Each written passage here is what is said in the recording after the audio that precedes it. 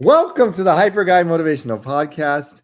Thank you so much for being here today. I have an amazing guest today. Always have amazing guests. I have Miss Sara Ash. Sara, thank you for being here today. No problem. So Sara has her BA in English and a minor in writing from Grand Valley State University, a master's in adult education and higher education from the University of South Dakota, and she's a current doctoral student in education at the University of Southern California. She's also an associate ombuds. She has a ton of experience in here. This is why I want to pick her brain about conflict resolution and also other wonderful topics, right? Worked in higher education for over 15 years. She's a professional in student conduct, also has experience as a director of student success, director of residence life. I can keep going on and on, right? Student success, student government, and as your role, and I want to get into this, can you explain to me really quickly what an ombuds is for people out there who that don't have any experience with this? Dive in. Yes. So an ombuds, the kind of brief example that I give is that we help people who are dealing with some sort of conflict. So I work on a college campus, but there are multiple different types of ombuds. There's ombuds in the corporate world, in government, in healthcare, and they all kind of serve different purposes. So in my role, I am here to be a confidential person that people can come to if they're like, I've got something going on and I don't know where to start. So they can come and talk to me, and I am neutral, so I'm not there to take sides or advocate for our visitors. But our visitors tell me like what's going on, and then I provide them with all possible options that I can see for what's best for them. I don't force any sort of solution on them, but they determine how they want to go forward. So I'm like listening to them and then providing them with either formal options or informal options to go forward, like maybe filing a complaint would be a formal option. Informal option could be just having a conversation with the person and talking through what does that look like? Like how are some low conflict ways to have that tough conversation? So I go through many, many options with them and just chat with them about, okay, you're the one who's in this situation. What feels best for you? Hey, Sara, I wanted to ask you a couple background questions, I guess, first. Where were you born and raised, and what kind of got you into this work? I mean, when you were growing up, did you know you wanted to do this kind of work? I didn't know that this work existed. So born and raised in Lansing, Michigan, and I've hopped all over the place. I'm currently in Oregon, sixth state that I've lived in, working in higher education. There's kind of an expectation that you pop all over. I personally love it. I have loved seeing all different parts of the US. But I originally, when I was going to school, wanted to be a counselor and was going to school for like a psychology type degree. I realized while I was in school and an undergrad and was incredibly involved with a couple different organizations on campus and like in the state of Michigan and regionally, that I was like, oh my God, you can actually work on a college campus and do this as a living. And then got interested in higher education as a field, and so switched to wanting to do that, which is how I have the background that I do in higher education. I first learned about what ombuds work is when I had my assistantship way back when I was a baby professional in higher ed from an amazing mentor that I had who was telling me about both the student conduct work that I was like loving and learning at that time. And then she also told me about this thing called ombudsing and what that work entailed. And so ombudsing has always kind of been at the back of my mind of something that has been interesting to me. And I was ready to make a career change and kind of dove headfirst into ombudsing and was lucky enough to get the job that I did. So have you always good, and I think that the listeners, it's really critical for listeners to understand this, that you're kind of a go-between between people that are having a conflict. When you are issue that they have to resolve, that it's not getting resolved in a way maybe that either side or one side doesn't feel as though adequately addresses the issue. When you were growing up, have you always been good at learning how to deal with conflict? I've known you for a while, and you seem like you're very good at what you do. Have you always been the way growing up? So quick clarification, we only will do so what you're referencing is called shuttle diplomacy, right? Where one visitor is like, I can't address this directly with someone, like, can you kind of be that go-between? We will do that, but only if the visitor requests it. But helping people with conflict or talking them through like what their options are, yes, I think to a certain extent, I've always kind of been that person that I think, like in reflecting back, like my friends or colleagues would come to be like, I've got this thing going on, or I've got this stuff happening at work or with my other friends. And I was always kind of that listening ear or that vault for them. And so this transition has felt just kind of natural. And I don't know why or how. It's funny because some people that come in are like, I hate conflict. And I'm like, no, I'm right there with you. like personally, I still hate conflict, right? Like conflict, I think, is scary for everyone. And we always try to normalize that conflict is a lot. Like there's, research on conflict and kind of the cycles that you go through. And it is overwhelming. People naturally avoid it. People naturally get defensive. But there are some tips and tricks for making it easier, right? And so that's what we try to do with visitors, is just normalize, like, instead of thinking of it as something scary, try to just think of it as, okay, we've got a, like, let's say a miscommunication bump, and how can we resolve this? It doesn't necessarily mean that there aren't some very real systemic issues going on in some cases, and that's, a whole different topic, but trying to talk with visitors about it doesn't have to be as scary as it may seem at once. So, and I'm just wanting to speak generally, like in general terms. Can you give me an example of how do you commonly deal with strategies wise? How do you deal with conflict? What are some of the techniques that you use strategy wise that you would give advice for somebody if they didn't have an ombuds, someone like you? What are the first steps that people need to take? Sure. So I first always acknowledge that every situation is different, right? Like I tell people that, typically I'm hearing like this much of a situation that's this big. And that there's a lot of different things that come into play, right? Politics in an office, personalities that might impact, like things that I don't know about. So I can only give advice for things that have worked in the past or could work for other people and things like that. But I always kind of give that disclaimer that there's a lot that goes into conflict that I probably don't know about with like whatever situation people are coming in with. But I think one of the hardest things, it's easy to say but hard to do, right, is in a situation like let's say you had a conflict with your supervisor and you were like, but they're wrong and I'm right. Like when people get into those camps of like black and white and right and wrong, that is like kind of the hardest thing to get out of, and trying to talk with people about, okay, what are your options in this case, right? So I can't force anyone to like, have any sort of action taken, and it's up to you. Do you want to file a formal complaint? Like, what are your options here? I think sometimes people come in looking, looking for something, right? Like being like, I want an apology from this person.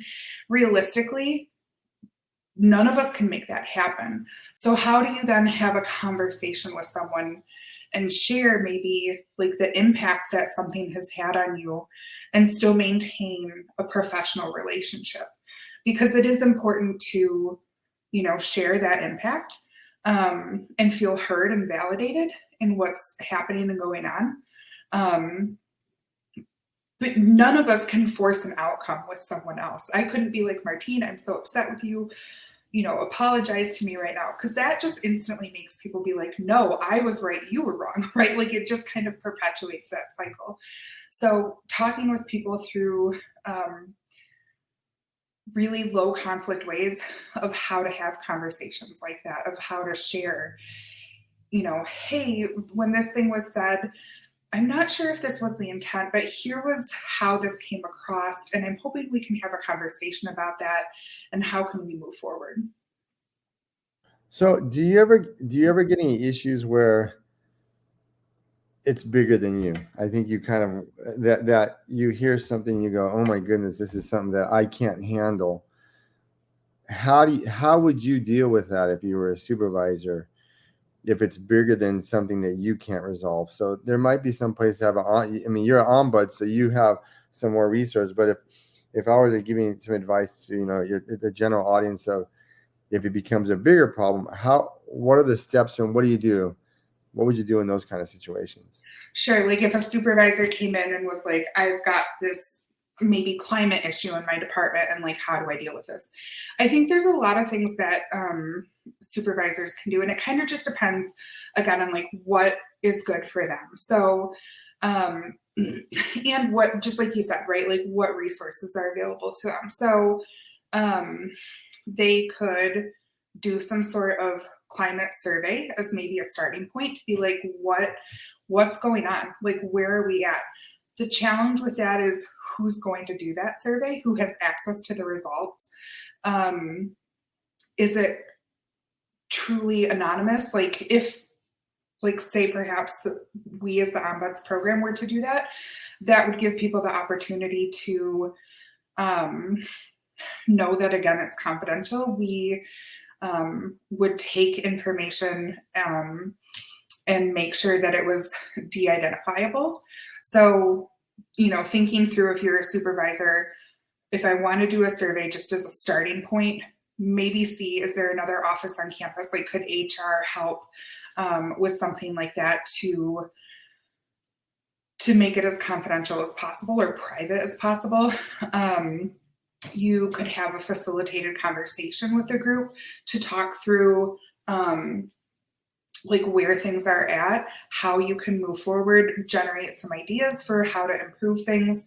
And just like I was kind of mentioning before, right, it's important to validate what has happened so that people can feel heard, but trying to be forward thinking and generate, okay, this is where we seem to have stumbling blocks. Like communication is typically one of the biggest areas, right, that people have stumbling blocks. And that can be in a lot of different ways, right?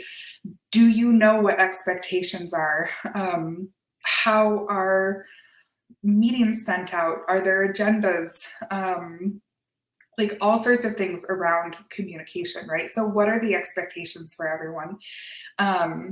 And where can you clarify some of those processes? Do you have an expectation that employees respond to everyone within 24 hours of receiving an email, even if that's just to say, hey, great question, I'm not sure, let me get back to you, so that people feel heard, or they know that they didn't send an email off into the void. So trying to, if you were to do a facilitation, trying to be forward thinking about like what are some standard things that we could kind of just agree to, like these are the things that we're gonna try and fix going forward, or at least all be on the same page about. You could also do a community agreement exercise where, again, you bring everyone together and say, what are our behaviors of practice? Like, do we value all showing up on time for meetings? Do we, again, value like responding to emails in a certain amount of time? Do we value going to happy hour? Whatever those values are, kind of setting down community agreements and then making sure that you review them every once in a while so that it's not just something that you create and then kind of check the box like, well, I did that, we're done. Can be helpful. making sure that you send that to new employees and just revisit it every once in a while. Do these things that we agreed to still make sense? Are they still things that we uphold, or do we need to make some edits and tweaks here and there? I'm going to ask you this question. I know that you probably are like, have you had a situation where you worked in an organization where you're getting the same complaints about the same person? Whether it's and like you said, it can be systemically, like you're getting complaints. You just kind of addressed it, like systemically, this is what's going on, but there's one person in charge of that system, and so you keep getting kind of complaints out of that department. Or if you get complaints about like a particular employee with an organization, if you get a lot of those complaints, and I know that it's confidential, what do you do in those kind of situations if you have like a ton of complaints about one particular person or one system, but you know it's a problem, you work for that organization, but you know you have to address this problem? What do you do? Sure. So as ombuds, and it will also say it kind of depends on the ombuds and where they work, right? And the reason I say that, in different areas of ombudsing, they practice different ways, right? So for let's say a medical ombuds, like someone who works in the health field, those ombuds are more advocates, where I do not advocate for anything. Again, I present options, that sort of thing, and don't advocate for any person and or process. Someone who is ombudsing in the medical field is there to be an advocate for people. So if you're ever going through something health-wise, like let's say at a hospital or something like that, and that hospital has an ombuds, you can reach out to that person and be like, okay, this is going on. I don't know what to do. Can you help? And if you have a complaint about a specific person, they could potentially do something with that. I say potentially because that is a whole area of ombudsing I admittedly know very little about. In the type of ombudsing work that I do, we have a practice called upward feedback. And so that addresses kind of what you were talking about, right? Where if there's a person or policy of concern that people have, continually brought up, there is a way for us to give upward feedback. And again, we try to do things in like the lowest conflict way possible, whether that, and it depends on the situation, right? So like huge disclaimer that it depends on the situation, whether we would, potentially go directly to that person to say, hey, we've had some, quite a few visitors come in with some concerns that we want to just gently share with you. We'd be happy to work with you, that sort of thing. We might go to a supervisor, again, depending on some of the complaints. If it's some sort of policy or like systemic concern that people are complaining about or have concerns about, we might go to whoever is in charge of that like policy or practice for the organization. So it kind of just depends on a few things, like how many people are we getting and like what kind of time frame, and then what's the appropriate path forward. Again, if someone, if it can be handled low conflict by just going directly to that person, we'll try that. The challenge is, again, we can't force any sort of outcome, right? So we can share, hey, just to let you know, we've had these concerns, or we just want to let you know that we're seeing this trend and we want to provide this upward feedback. But it's up to whoever, we're going to decide whether or not they want to make any changes. So we're merely there as like a vessel to kind of funnel that feedback. Yeah, that's what I was going to ask you. Do some people get frustrated that you can't do more? And do you get frustrated that you can't do more when you see a problem? And I mean, in your own process is like, oh man, I wish I could do more. And do some people say, what's the purpose of having an ombuds? I think sometimes people do get frustrated, but I think that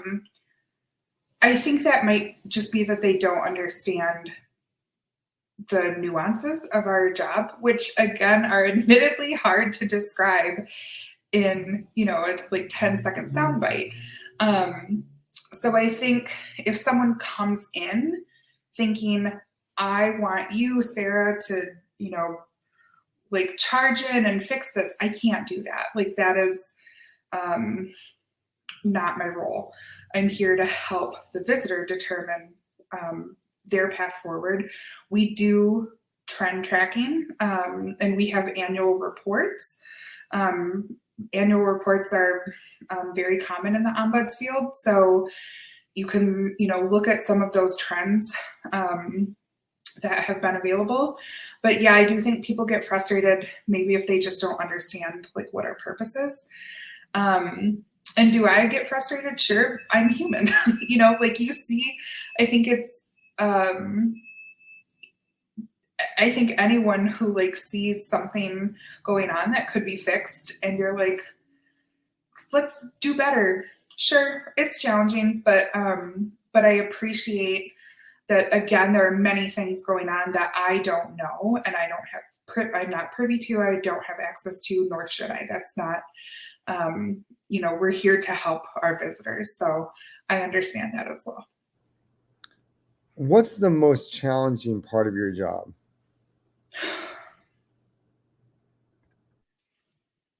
That is a tough question. I think, like, I love helping visitors. I don't think that is challenging at all. I think the most challenging part is when something hits like close to home and it's just, that's a long day for me. Like if someone has a concern or is dealing with something that maybe I've dealt with before in my own personal like working history, then at the end of that day, it's just a little more exhausting, right?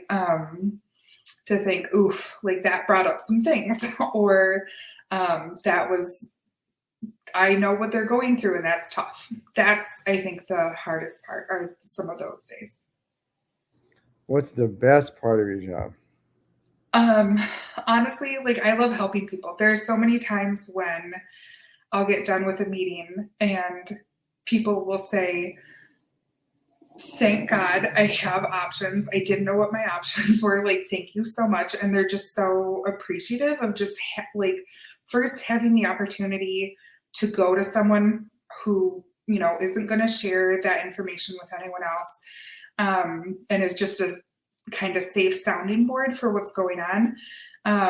And then to know what options they have when they come in feeling like, this is overwhelming. I don't know what to do. I don't know where to go. And even if they leave not knowing exactly what path they're going to take, to think, okay, at least I know what my options are at this point, that makes people feel better. And that makes me feel better. Like that's why I got into this job. How long has the ombuds profession been around and why was it developed? Okay, great question. It's quiz time. You're quizzing me now. So ombuds is a term that means ear to the people. And it was started, I'm going to butcher this and I apologize in advance to all of my ombuds professional friends. It was started, sometime I think in the 1800s, so don't quote me on that. It was started a very long time ago. In the US, it started much more recently, I want to say in the like 60s or 70s, and has kind of evolved since then. There are ombuds, again, in all sorts of different types of fields, higher education, K-12, public sector, Coca-Cola, CVS and Twitter used to have ombuds, but they both have recently shuttered their programs. There's Pinterest has a ombuds program. There's many private companies that have ombuds. The government has quite a few ombuds as well, like National Forest Service, NIH, lots of government ombuds, and those ombuds are a little more investigatory in nature. Because if you think about government jobs, like they're like people can potentially report things to them. So lots of different types of ombudsing out there and opportunities for people either to seek help or if they're interested in the ombuds profession to find something that might appeal to them. Sarah, so I guess the question I have is, and it was a good answer. I wasn't like trying to pressure you on like Yeah. trying to find an absolute date because that would be difficult. I guess the question is, or my follow-up question would be, did they create this ombuds position to help resolve issues, I guess, at a lower level prior to going to human resources? Is that how this developed? Yeah, again, so like the term ear to the people, right? Is kind of what that refers to, is that it's there, like you said, as an opportunity to be there for people, to know what their options are. I know I'm a broken record, but to know what their options are before people decide to take any sort of formal action. Because sometimes people, like you said, with like the HR reference, right? People might not want to go to HR, or like if they're students, might not want to go to a dean of students office or something like that, and kind of go a very formal route before they know what their options are, or to see what potential outcomes might be. So yeah, the hope there, and I believe the studies have shown, and there's research out there that we help reduce conflict, we help reduce lawsuits, and resolve conflict again at that lower level. How can, if I'm in an organization, how can I find out if I have an ombuds? Because I know a lot of times people attend the university, or they like, I was aware they had ombuds at hospitals, but I wasn't aware if all of the hospitals had them or some of them had them. How do people go about finding out if there's an ombuds in the organization they work for, or it's an organization they're having difficulty with? How would they find that out? Sure. I would honestly just recommend Googling it, because that's the best way. There is an ombuds blog, which I believe is just called the Ombuds blog. And that blog is fantastic because they have an incredible amount of like links and things like that. And it's broken down. You can use the tabs that are broken down by different sectors to find out if maybe somewhere where you're at has an ombuds. It's run by an ombuds, actually from the University of Southern California. He's fantastic, but he's doing it all on his own and is just committed to ombuds work. So that is an option. But again, just Googling it, because not all hospitals have it, not all companies have it. It's something that I think is, slowly picking up steam. And I think I'm seeing more and more companies have ombuds. There's also, if you have a company and are interested in having an ombuds, there are ombuds programs out there that you could contract with for part-time services, or like have a contract with, so that if you don't want to have someone like me who like works in-house, you could have that contract with them so that your employees could still have access to an ombuds. So lots of options out there. What kind of expectations would you give somebody before they went into an ombuds, so that they have an idea what to expect when they go in there? Like you said, I think some people, when I first heard about ombuds, I was like, oh, this is a person that can resolve all my problems. I think that's what gets out there, is that they can step in and resolve all those problems. I know that's something that you have to overcome. I think all ombuds persons have to deal with that. What should be the expectation when you go in there? Great question. I think just going in with the understanding that they're there to listen to you and to hear what's going on, and that they're going to provide you with some options that you probably haven't thought of, and that it's visitor determined. So it's up to you as the visitor how you want to proceed, that it's your choice going forward. So they're going to hopefully have some things that you're like, oh, I didn't know about this policy, or I didn't, think through how having a conversation in this way could maybe help. I thought it was too overwhelming, but you know what? And now I feel okay about it.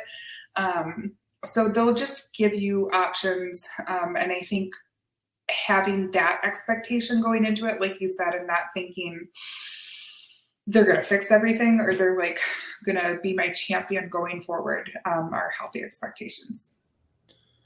Yeah, thank you for that insight. I think one of the things that you brought with me in our conversations was the importance of understanding policy. And I really like that. And one of the things that you were saying, I don't know if you can expand on that a little bit, that people have to understand that many times there's already policies out there. You just got to get to those policies to make sure that the individuals that are involved with that issue, maybe those policies can rectify the situation. Can you expand on that a little bit? Yes.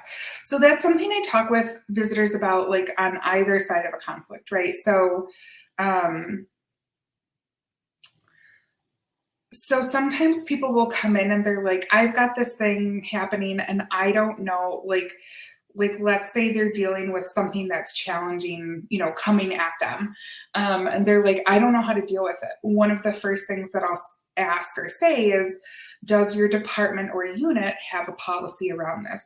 Because you might already have that. Like you might already have that in place, which then would solve this problem. And we might, that might be it. Like we might not have to go any further than that, right? And I think people don't think through that sometimes, again, you don't know what you don't know.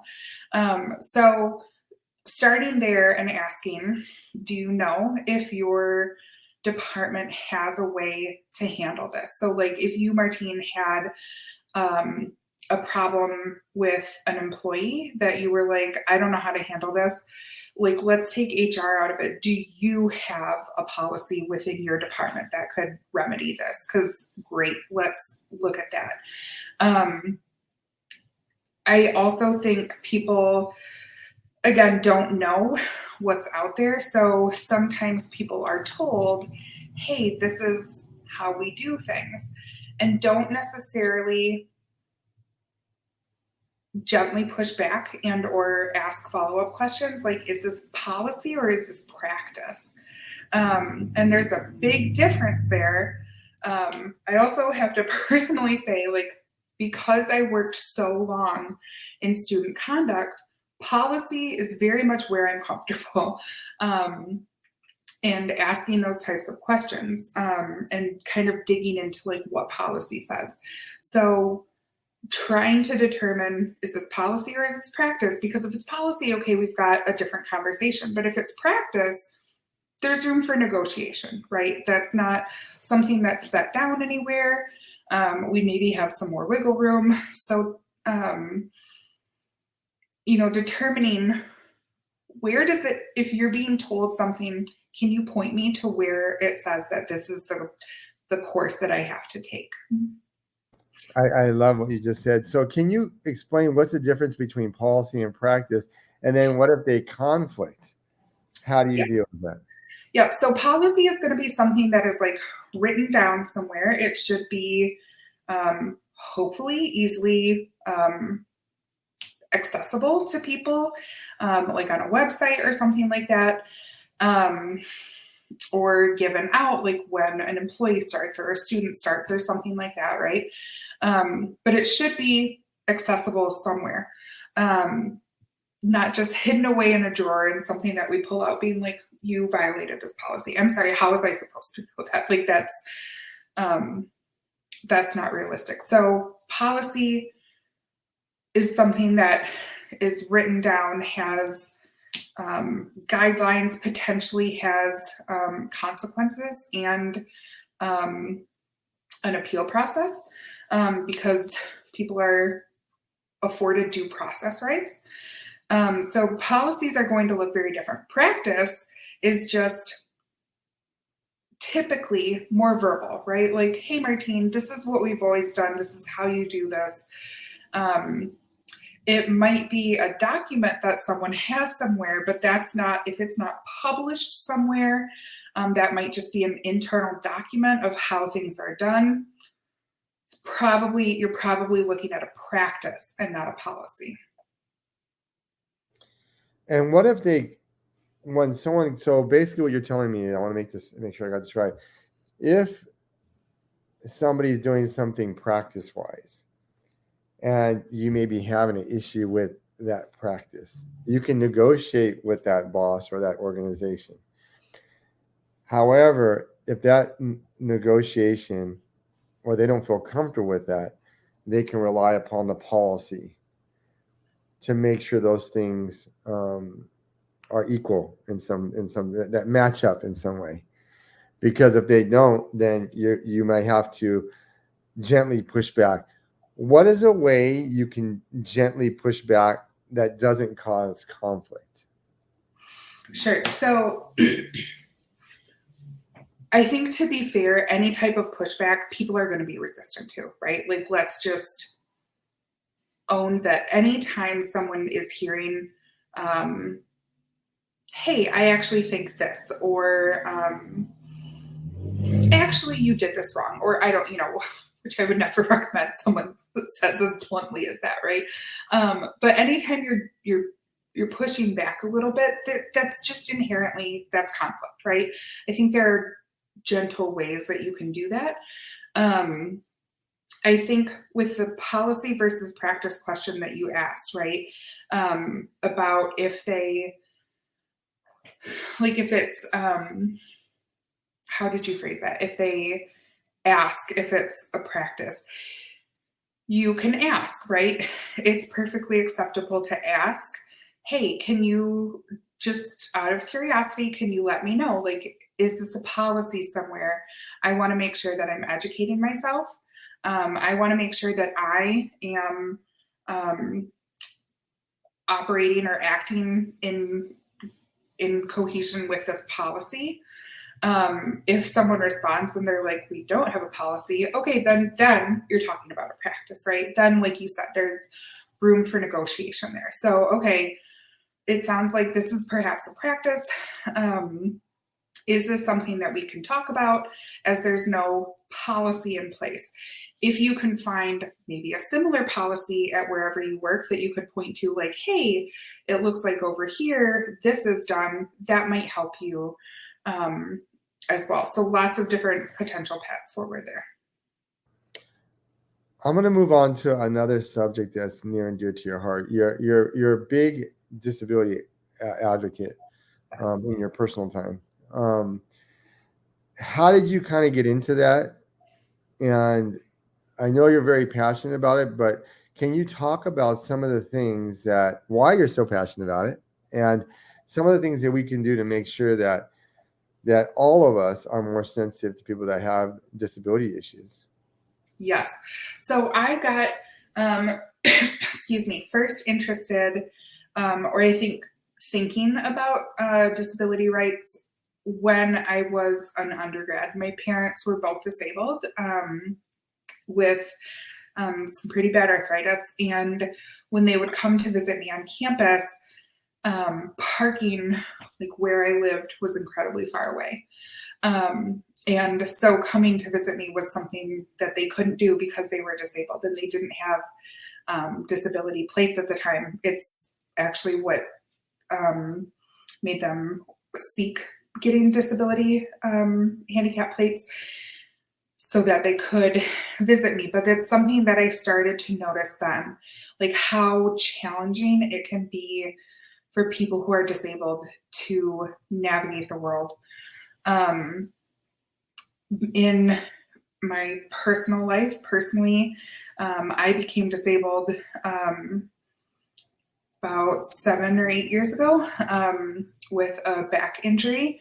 And I have also recently found out that I have Ehlers-Danlos syndrome, which combined essentially just mean I have a lot of joint pain all the time.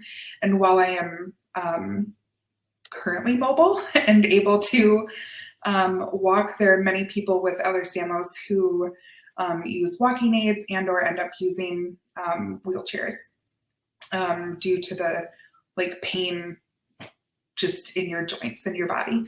And so it's just something that has been on my mind for a long time. I think you see different challenges in different areas, right? So while I personally have mobility issues, one of the biggest examples that I typically give to people in thinking about disability rights is how many times have you ever been in a meeting in a, big like meeting space, boardroom, ballroom, etc. And has someone gotten up in front of the room and said, I don't need to use the microphone. Everybody can hear me, right?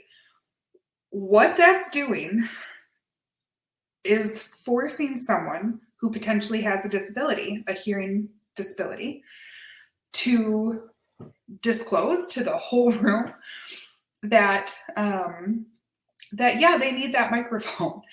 And so that's one of the examples that I give. It's a small example, but one of the biggest things, that I talk with people about is just make the assumption that people are disabled. Make the assumption that people are going to need the microphone. They're going to need information about how to access the building maybe that you're having a meeting in, where accessible parking is, and things like that. Don't force people to ask for it on their own, just give it. Because for someone who's disabled, having that information given without having to disclose to someone, hey, I'm disabled, I would love to attend this meeting, can you let me know, these things, right?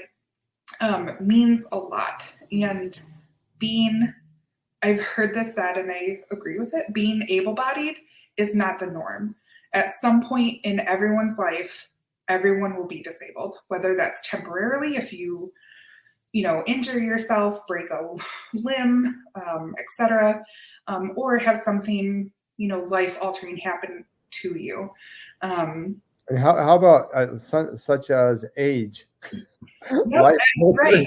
And I think we've had this conversation is that not only can you get injured, or athletes that have, you've seen great athletes that are playing a particular sport and they're permanently injured, and so you can be healthy one day and then the next day not be.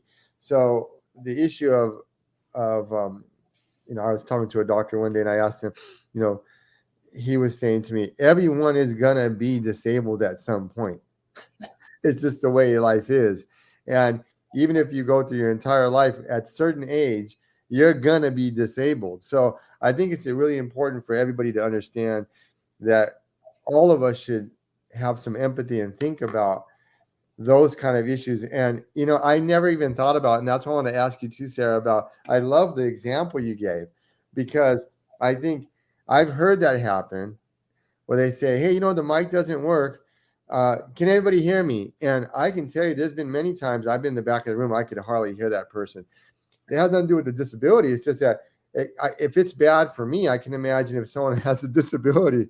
So, and the same thing goes with, in terms of how close you sit, or how far back it sets back, and not having screens up so people can see.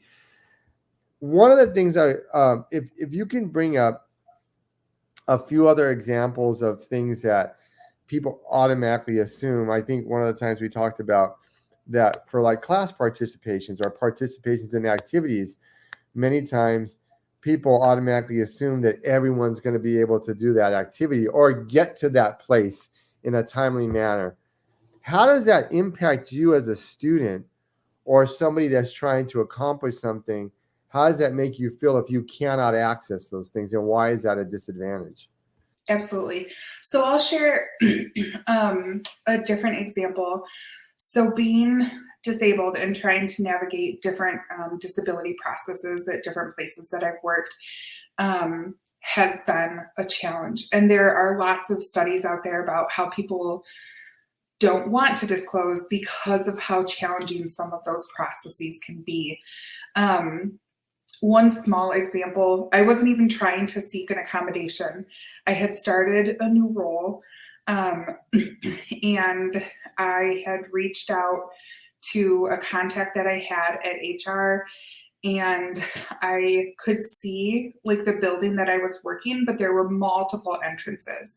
And so I didn't know where I should park versus what entrance I should go into and what the closest would be to wherever my office was going to be, my new office.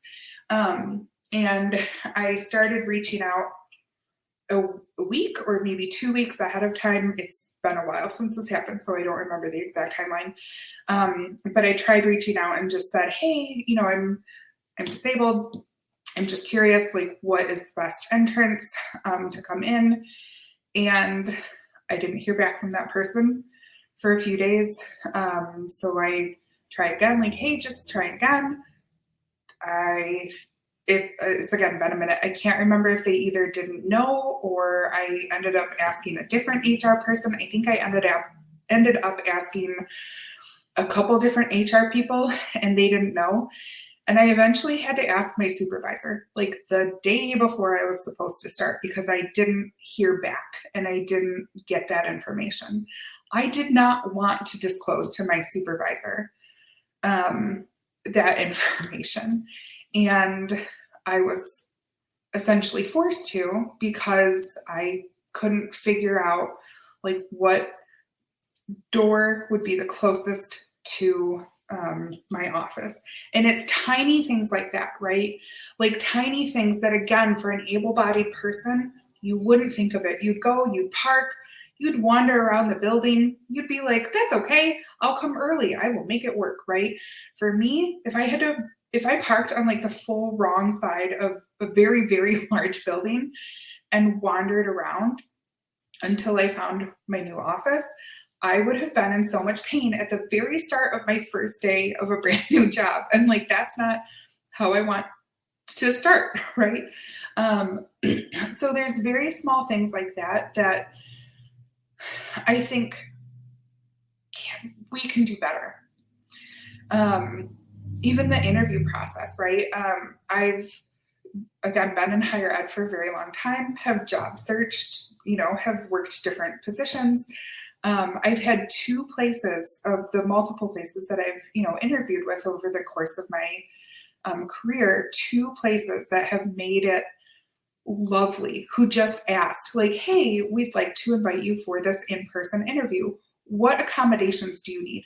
I didn't disclose anything. They just automatically asked. And I think it's little things like that, that again, to someone who's disabled, make a huge difference. Just make the assumption that people are going to need things.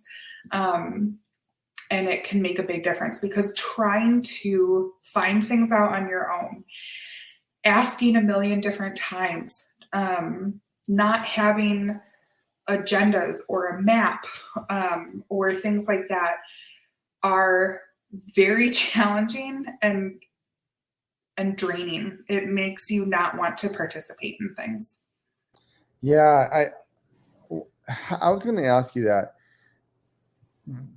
Does it seem like sometimes when you ask for accommodation, sometimes because they don't, one organization or a group doesn't ask you, or if you require accommodation, does it seem like some organizations or some places that you would assume that took care of these kind of things, that you get kind of pushback or run around trying to get something resolved that would typically be, like you said, in some organizations a lot easier than you go to other organizations, and it's as if they're almost put out that you're asking?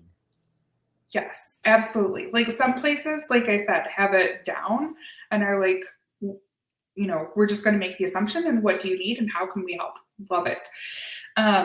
Like that example that I gave, right, of starting a new job and just needing to know the entrance that I would go into. That again is draining, and it's not how you want to start a new job. thinking, okay, I've now had to disclose this to how many people, and I'm not getting help. It's incredibly disheartening. And yes, to feel like you're, being like punted from place to place instead of one person being like, you know what, let me figure this out. Or I get it if people genuinely can't answer those questions. And I, potentially would need to go to a different department. I understand that. Again, I do conflict resolution. Like, I'm not unreasonable.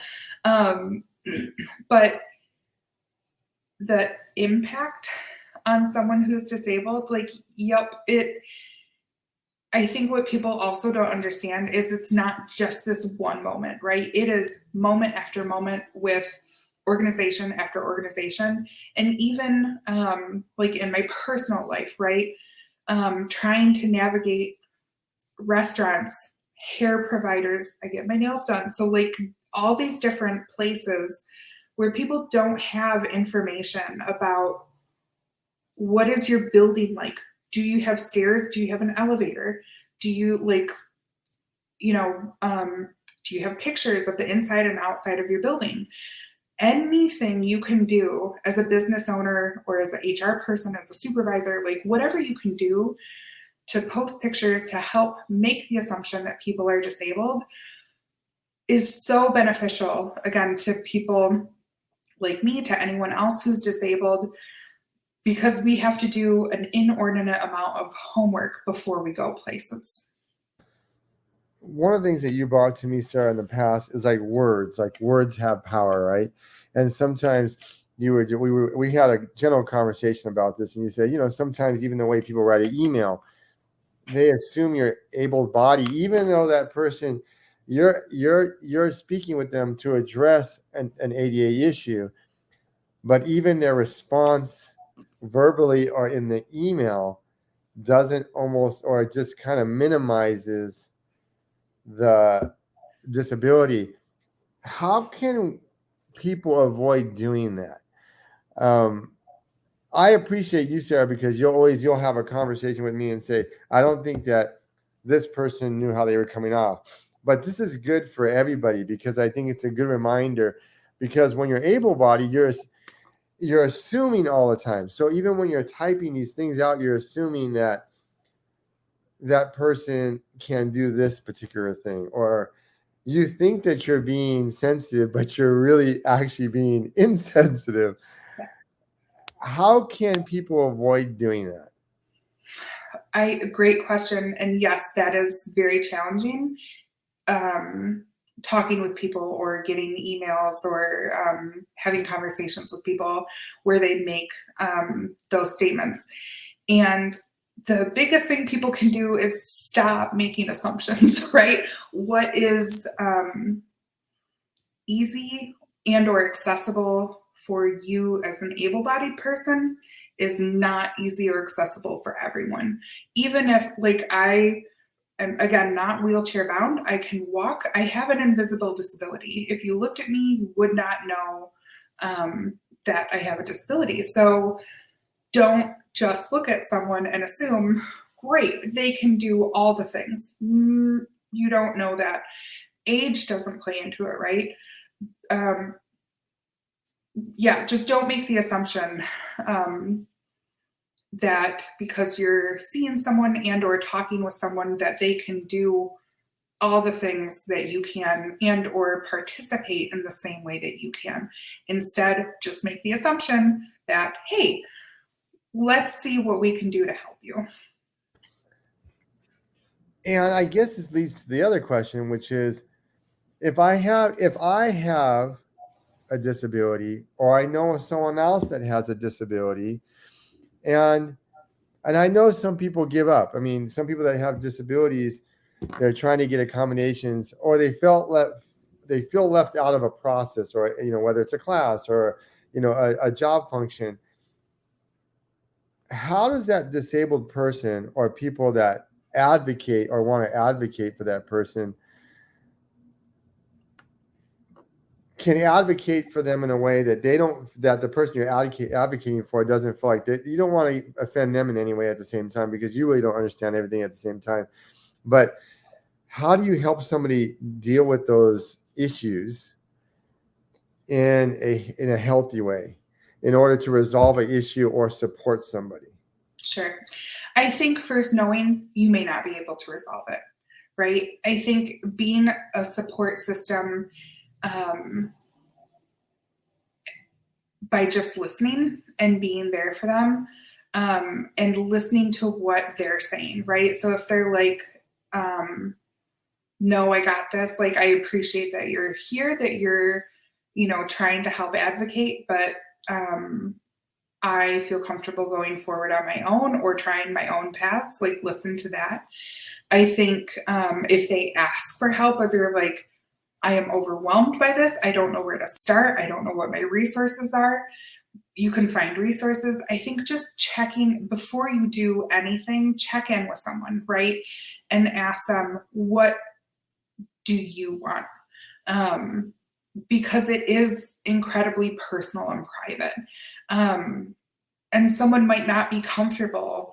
Again, the research, right, about people choosing not to seek accommodations because of how challenging some of the processes can be, and frankly, how invasive they are, right?